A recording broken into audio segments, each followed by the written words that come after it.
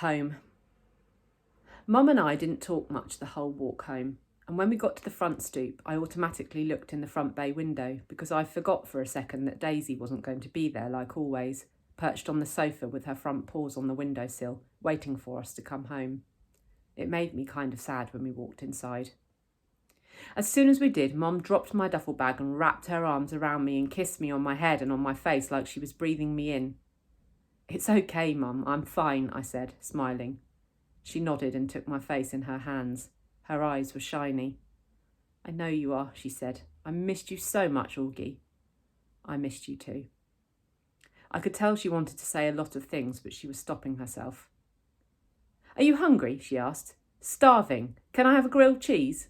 "Of course," she answered, and immediately started to make the sandwich while I took my jacket off and sat down at the kitchen counter. "Where's Via?" I asked. "She's coming home with Dad today. Boy, did she miss you, Augie," Mum said. "Yeah? She would have liked the nature reserve. You know what movie they played? The Sound of Music." "You'll have to tell her that." "So do you want to hear about the bad part or the good part first?" I asked after a few minutes, leaning my head on my hand. "Whatever you want to talk about," she answered. "Well, except for last night, I had an awesome time," I said. "I mean, it was just awesome. That's why I'm so bummed. I feel like they ruined the whole trip for me."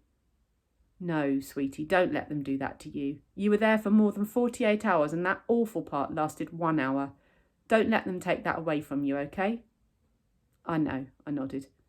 "Did Mr. Tushman tell you about the hearing aids?" "Yes, he called us this morning."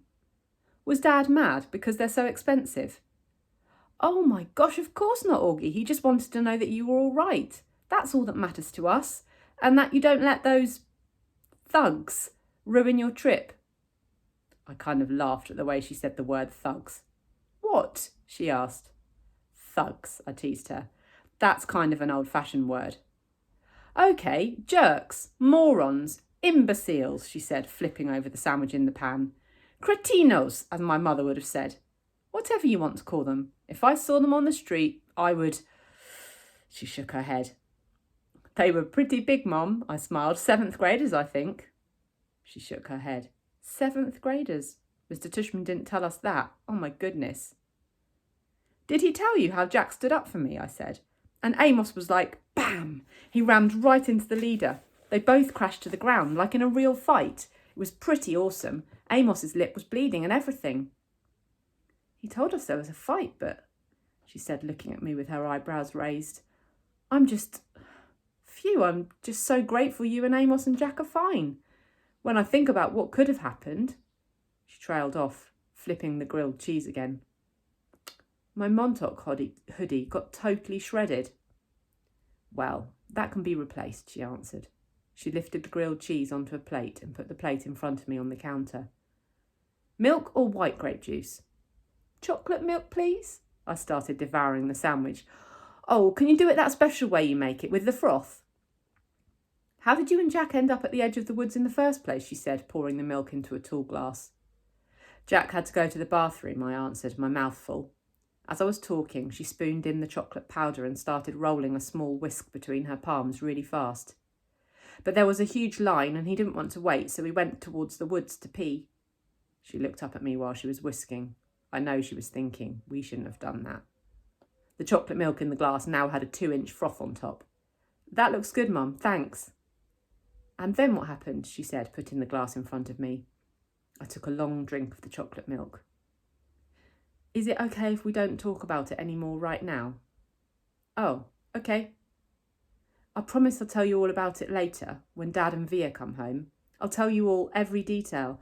I just don't want to have to tell the whole story over and over, you know?" "Absolutely." I finished my sandwich in 2 more bites and gulped down the chocolate milk. "Wow, you practically inhaled that sandwich. Do you want another one?" she said. I shook my head and wiped my mouth with the back of my hand. "Mum, am I always going to have to worry about jerks like that?" I asked. "Like, when I grow up, is it always going to be like this?" She didn't answer right away, but took my plate and glass and put them in the sink and rinsed them with water. "There are always going to be jerks in the world, Augie," she said, looking at me. "But I really believe, and Daddy really believes, that there are more good people on this earth than bad people. And the good people watch out for each other and take care of each other, just like Jack was there for you, and Amos and those other kids. Oh yeah, Miles and Henry, I answered. They were awesome too. It's weird because Miles and Henry haven't even really been very nice to me at all during the year. Sometimes people surprise us, she said, rubbing the top of my head.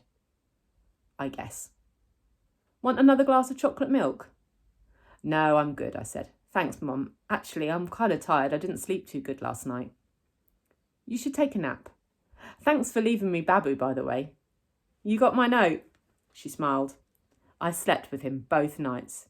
She was about to say something else when her cell phone rang and she answered. She started beaming as she listened. Oh my goodness, really? What kind? She said excitedly. Yep, he's right here. He was about to take a nap. Want to say hi? Oh, okay, see you in 2 minutes. She clicked it off. That was Daddy, she said excitedly. He and Via are just down the block.